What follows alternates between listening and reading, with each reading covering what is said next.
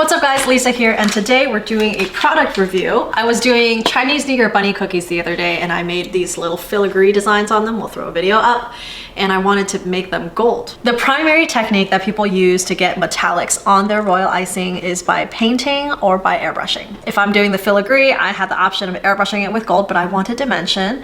So I could have scraped, a stencil or something, but I would have still had to paint over the filigree with gold. We know how long painting takes, and I think this bunny took me like, what, 5-6 minutes? We'll throw the actual number on here. This product, Metallic Royal Icing by the Evil Cake Genius, has been on my radar for a while now, but I never pulled the trigger. But after doing those last bunnies, I was like, we're gonna try this out. I got this from Amazon. It's about $20 for a 5.29 ounce pouch. That's pretty pricey. But you can't really compare it to the price of your normal batch of royal icing because this is really intended for those details, and it says you can flood with this too, and we're gonna try that out. So even though it's expensive, when you think about how long it takes to have to pipe filigree or pipe details and then paint over it, this could very well be worth that extra cost. This is what the package looks like, and they offer a bunch of different colors, and they have it for like cake drips, cookies. You can stencil, pipe, drip, and do more with it.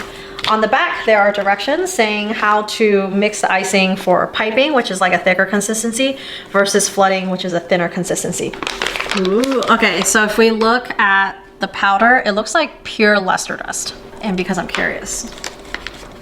Ooh, it does almost feel like pure luster dust. So the directions tell me to start with basically 1/4 cup of mix, 1 1/4 teaspoon of water, which is like nothing.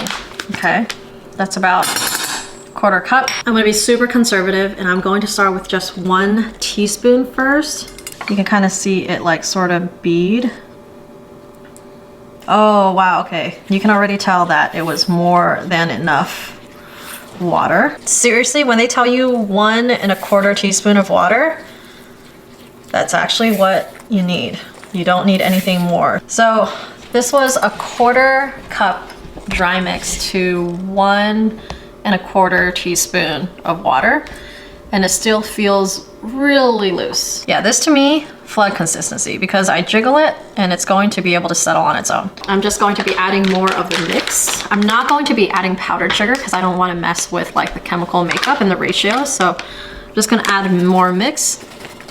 And I'm looking for a toothpaste consistency icing right now. So what I'm noticing like right away, it settles quickly. So when you make royal icing and you make like base royal icing, it's pretty thick. If you underbeat it, it kind of looks translucent and it's not as structurally fluffy. And I feel like this is what this icing behaves like, a slightly underbeaten base royal icing. It has some egg stuff in it. My guess is because we're just mixing it like with a spatula, we're not like beating air into it with a mixer, you're not totally activating that egg protein.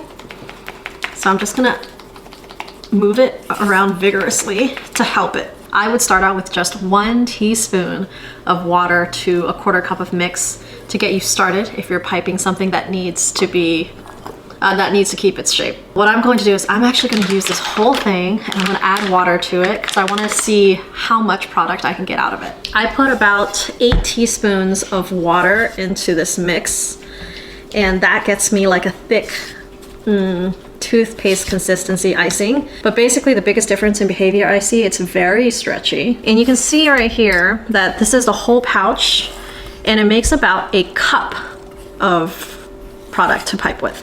So if you're going to be piping a bunch of metallic, fully flooded, like 3 to 4 inch cookies, this is probably only going to cover about 8 to 10 of them fully. That is very expensive to spend $20 to cover 8 to 10 cookies. So I would definitely say already stick to the details if you're going to be doing using an icing like this, and use it for things that you'll get a lot of savings in time. When we pull up the product and we let it drop in on itself, it behaves like slime. Maybe that's the better way to describe it. It's kind of behaves like the slime. It settles back in on itself really well. So even if it's very thick, you barely have to jiggle it and it settles smoothly. That's a different behavior completely from like the royal icing I'm used to using. Because of the way it's behaving and how it settles really smooth even when it's very thick, I'm gonna thicken it up with a little bit of powdered sugar because the whole point of it is to use it for filigree details and I need it to hold its shape. But I just added some and it still looks quite metallic, so I think we're good. We're going to do a filigree design on this sample cookie that I have here, and then we're gonna wait for it to dry and then we'll see how it looks.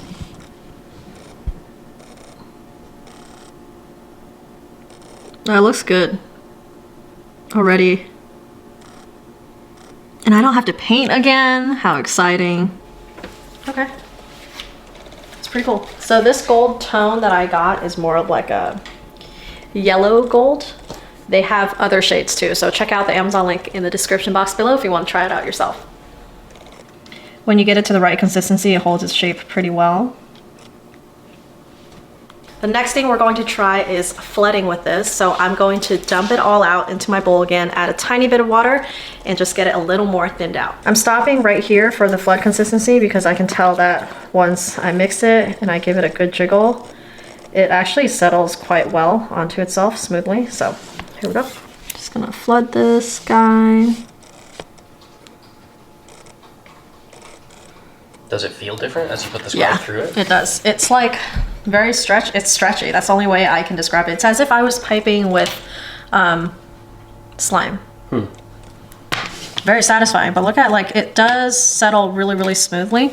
I also want to do a comparison between this and painting on luster dust after my royal icing has dried a little bit, just so that you guys can see the visual difference between the two different looks. You can also airbrush the sterling pearls on by watering it down a little more. That way you'll get a smoother finish. But for now, we're just going to paint. This is what a freshly painted cookie looks like using sterling pearl. You can work it some more and get rid of the brush stroke kind of like things that you can see. You can sort of see like lines right from the brush. You can clean it up by blending it a little bit better if you wanted. And if you did an airbrush with this, it's going to look a lot smoother. So if you look at the cookies side by side, obvious differences. Literally, the whole icing for this is shiny and metallic. Looks fantastic as a cake drip. And this guy is metallic in a totally different way. It's like the difference between, how do I describe it? Yeah, it's the painted look versus here's a solid piece of glitter resin jewelry versus painted gold jewelry. It's almost like a matte versus glossy sort of comparison if I had to like compare it. I look disheveled because I just got back from the gym, but I'm reporting back on the cookies that I've let dry for 24 hours. So first thing I'm going to do is pull up the hearts. This is the one painted with the Sugar Art Golden Halo, and this is a one that's flooded with the Evil Genius Royal Icing in gold. When you're piping small details like filigree and you're using a thicker icing, it did dry quite well. If you press into it, you can feel a little bit of give. So it's not totally hard the way like my regular royal icing is. You can hear that. And if we do the Evil Cake Genius, it's just a much less like hardness. And you can tell my nails actually leaves marks on here. And much less marks on the royal icing. And I'm being rough with it, right? Because I want you guys really to see the difference. And when I press into the flooded layer, there's quite a bit of give, and you can see that it indents. And if I use the same amount of pressure, even more on here, it does not indent the same way, and they've dried for the same amount of time.